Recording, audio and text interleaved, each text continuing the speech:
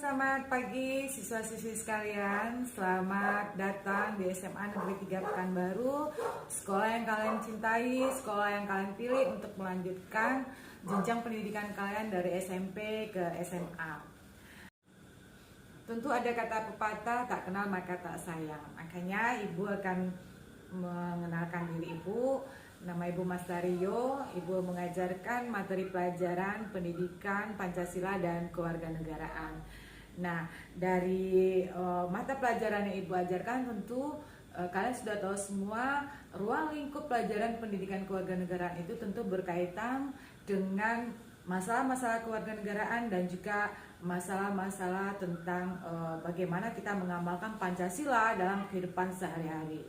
Di mana dalam mengamalkan Pancasila ini, terutama dalam sila ketiga yaitu Persatuan Indonesia, maka jelas di situ kita sebagai generasi muda harus menanamkan rasa nasionalisme dan rasa semangat sadar terhadap diri kita sebagai bangsa Indonesia.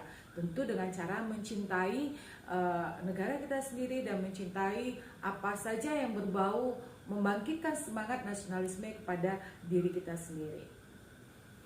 Nah, siswa sekalian, sehubungan dengan materi kita pada pagi ini yaitu menumbuhkan kesadaran berbangsa dan bernegara, maka sebagai generasi muda kita harus tahu bahwa negara Indonesia adalah suatu negara yang sangat besar dan kita tahu sangat dikagumi oleh dunia internasional. Ya, kenapa mereka kagum terhadap kita? Karena satu-satunya negara yang di Asia Tenggara yang mempunyai suatu kekayaan alam, keindahan, dan kemudian mempunyai potensi alam yang sangat luar biasa, itu adalah negara kita. Kalau kita lihat dari luas wilayah negara Indonesia dengan 5 pulau besarnya seperti misalnya Sumatera, kemudian Kalimantan, Jawa, Sulawesi, dan Papua, maka setiap daerah itu akan mempunyai potensi alam dan potensi kekayaan sumber daya alam yang luar biasa untuk kemakmuran rakyat Indonesia. Dan ini seringkali menjadi incaran dari negara-negara lain. Nah, kalau kita sebagai generasi muda tidak merawat dan tidak mencintai negara kita sendiri, tentu saja kita akan mengalami banyak ancaman dari negara lain. Nah, disinilah peran kita sebagai pemuda, sebagai siswa, kita tanamkan sedari dini bagaimana kita betul-betul bangga terhadap negara kita. Kalau kita lihat berkunjung ke beberapa daerah, kita akan bisa melihat keindahan potensi wilayah daerah tersebut sebagai aset wisata. Walaupun saat ini memang kita sedang mengalami masa-masa yang sangat sulit, yaitu masa-masa pandemi karena COVID, maka memang pariwisata kita akan terpuruk untuk saat ini. Tetapi kita yakin sebagai bangsa yang kuat, sebagai bangsa yang betul-betul mencintai dan punya rasa semangat nasionalisme, kita akan bangkit dari keterpurukan ini. Dan kemudian kita akan menjadi suatu negara yang sangat jaya dan akan terpandang di dunia internasional. Baiklah, Ibu lanjutkan kembali. Nah, sehubungan dengan materi kita yaitu menumbuhkan kesadaran berbangsa, bertanah air, bernegara, maka kita sebagai seorang warga negara tentu ingin menjadi seorang warga negara yang baik, yang bisa mencintai ataupun bisa menjaga kedaulatan negara kita. Arti kata kedaulatan itu sendiri adalah bagaimana negara kita mempertahankan seluruh wilayah, baik wilayah darat, laut, dan udara, dan berada dalam satu pemerintahan yang sah. Jadi berdaulat itu benar-benar berkuasa terhadap suatu kewilayahan negara kita sendiri. Jadi kita berdaulat kuat terhadap negara kita, artinya kita tidak bisa dijajah atau dikuasai oleh negara lain. Dan ini jangan sampai terjadi atau terulang kembali bagaimana negara kita pernah dijajah oleh bangsa lain. Nah, merawat dan menjaga keutuhan kedaulatan negara kita ini tentu saja kita harus punya cara. Bagaimana caranya? Yaitu kita sebagai generasi muda perlu kita pikirkan bagaimana kita betul-betul tidak terancam dari atau menjaga keutuhan negara kita itu dari ancaman baik dari dalam maupun dari luar negeri.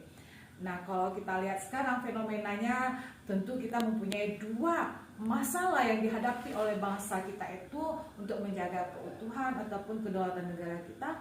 Itu kita dapat ancaman dari dalam, yaitu adalah bagaimana terjadi perbuatan-perbuatan yang intoleransi yang tidak sesuai dengan Pancasila, atau perbuatan yang dilakukan secara radikalisme ataupun secara terorisme, bagaimana mengganti daripada Negara Kesatuan Republik Indonesia ini menjadi sesuai dengan keinginan mereka. Jadi Negara Kesatuan Republik Indonesia yang sudah ada sejak tahun 1945 itu ingin diganti dengan ideologi ataupun dengan sistem kenegaraan lain. Tentu ini melanggar daripada keinginan founding father ataupun pendiri-pendiri negara kita yang sudah kita proklamasikan, yaitu tahun 1945. Jadi ketika proklamasi kemerdekaan Indonesia itu sudah jelas di dalam Undang-Undang Dasar Negara Republik Indonesia dikatakan bahwa kita adalah negara yang berideologi Pancasila, dan kemudian kita juga mempunyai dasar negara Pancasila, dan juga kita bentuk negara kita adalah negara kesatuan. Jadi kalau ada potensi yang mengganggu atau mengubah ataupun misalnya suatu gerakan-gerakan yang ingin merubah dasar negara ataupun merubah bentuk negara, maka inilah yang kita sebut sebagai ancaman. Nah, ini berarti kita tidak menumbuhkan kesadaran berbangsa dan bernegara. Kalau kita lihat kinerja polisi saat ini sudah cukup bagus, bagaimana bisa menangani terorisme, bagaimana bisa menangani gerakan-gerakan separatisme. Nah, itu adalah tugas daripada Tentara Nasional Indonesia dan Kepolisian Negara Republik Indonesia. Kita patut mengacungkan 2 jempol untuk kerja keras mereka.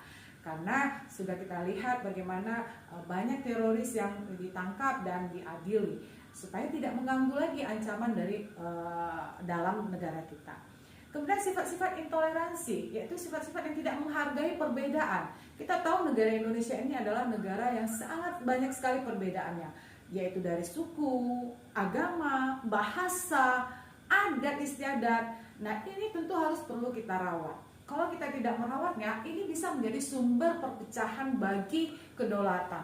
Jadi bagaimana menumbuhkan kesadaran berbangsa kita itu muncul dari sikap, harus kita tanamkan sikap toleransi. Jadi kelima sila Pancasila itu ketika kita menjalankan dengan baik dan benar, maka itu akan betul-betul menanamkan toleransi yang sangat besar, karena itu kunci dari bagaimana mengatasi seluruh perbedaan yang ada di negara kita. Jadi perbedaan itu bukan menjadi suatu perpecahan, tetapi menjadi suatu sikap persatuan. Maka ada kata-kata Bhinneka Tunggal Ika. Ini adalah kunci dasar daripada keutuhan negara kita. Jadi kalau misalnya suatu perbedaan itu kita permasalahkan, terutama kita generasi muda, misalnya Anda tidak mau berteman dengan orang yang berbeda suku, berbeda agama, kemudian Anda pilih-pilih teman, kemudian kita selalu menyendiri, kita masuk paham-paham asing, paham-paham yang kita lebih suka paham asing daripada ideologi negara kita sendiri, ini sangat berbahaya.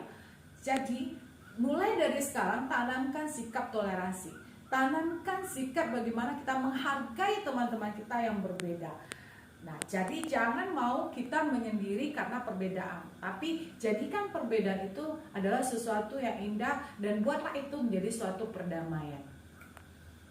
Nah, sedikit lagi materi kita ini akan selesai. Satu pembahasan lagi yang harus kita pahami, yaitu bagaimana kita melihat keseluruhan wilayah dan kedaulatan negara kita ini dalam konsep wawasan Nusantara.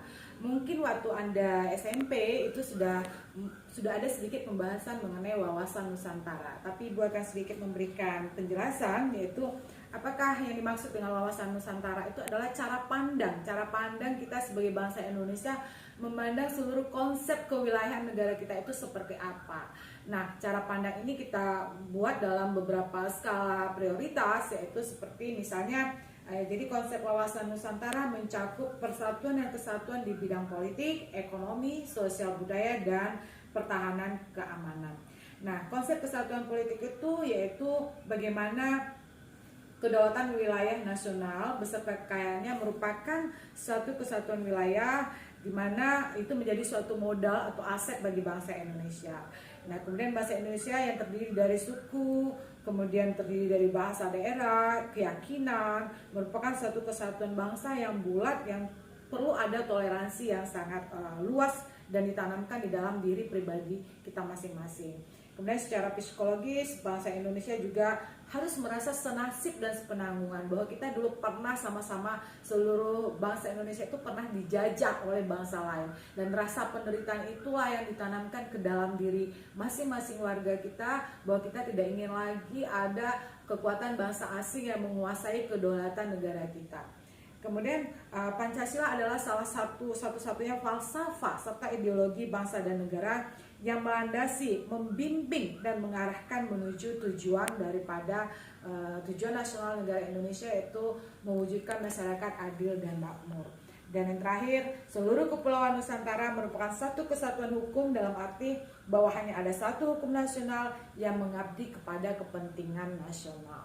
Jadi kesimpulan dari materi ini adalah bagaimana kita menjaga kesadaran berbangsa dan bernegara itu. Kita lihat dari aspek perbedaan itu bukanlah suatu hal yang kita jadikan suatu perpecahan, tetapi timbulkan rasa toleransi, rasa perdamaian, kemudian timbulkan kecerdasan dalam berpikir, sehingga kita tidak mendapatkan paham-paham yang negatif, tidak mendapatkan paham-paham yang bisa dimasuki oleh paham-paham radikal, dipengaruhi oleh orang lain. Tapi pola pikir kita, kecerdasan kita itu akan membawa kita kepada suatu aset bangsa yang cerdas, suatu aset bangsa yang bisa membangun negara kita sehingga menimbulkan kejayaan di mata negara lain.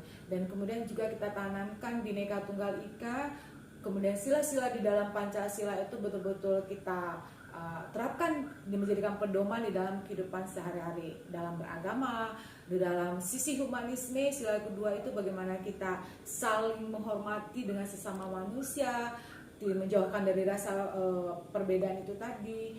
Kemudian kita juga saling tolong menolong dalam sila kedua. Kemudian dalam sila ketiga itu betul-betul kita menanamkan rasa persatuan dan kesatuan, menjaga kedaulatan bangsa negara kita. Sila keempat itu kita saling bermusyawarah. Jadi jangan sebuah keputusan itu kita ambil secara sepihak, tapi kita betul-betul bergotong royong, betul-betul kita bermusyawarah, sehingga mufakat kita itu ketika terjadi dapat kita laksanakan secara bersama-sama, dan kemudian menimbulkan keadilan sosial bagi seluruh bangsa Indonesia. Jadi kita merasakan bahwa kita secara sosial juga perlu negara ini memikirkan tentang kemakmuran, kesejahteraan, tidak merasa egois, tidak ada kasus korupsi, tapi betul-betul pejabat negara itu bekerja untuk rakyat, bukan untuk memperkaya diri mereka sendiri. Dari keseluruhan materi itulah akhirnya kita mendapatkan suatu niat bahwa kesadaran berbangsa dan bertanah air itu memang perlu kita tanamkan sedari dini, supaya negara kita ini menjadi negara yang betul-betul jaya, betul-betul makmur. Kesejahteraan kita dapat kita tingkatkan tahun demi tahun, terutama kalian nanti ke depannya, masa depan kalian juga akan dapat kalian raih dengan kehidupan pemerintahan yang kondusif, tidak ada gangguan. Karena kalau kondusif tentu kalian bisa mendapatkan cita-cita kalian dengan bantuan daripada keadaan situasi negara yang aman. Demikian Ibu sampaikan materi pada hari ini. Nah, semoga kalian bisa mengambil kesimpulannya, dan kemudian kita bisa sama-sama saling bertolong menolong, saling berpegangan erat untuk menjaga persatuan dan kesatuan bangsa.